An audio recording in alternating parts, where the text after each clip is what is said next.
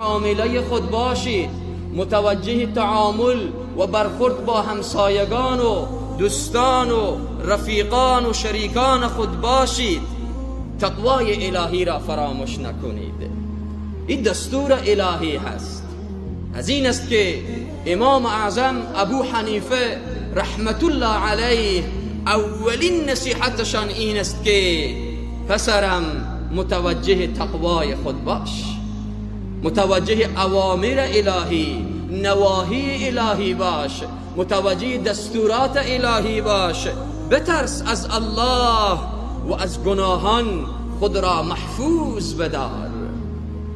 همین است که همیشه دعا میکنیم پروردگارا ما را از گناه را از ما دور نگه دار. همیشه باید این دعا را داشته باشیم، چون ما انسان هستیم، در وجود انسان نفس هست.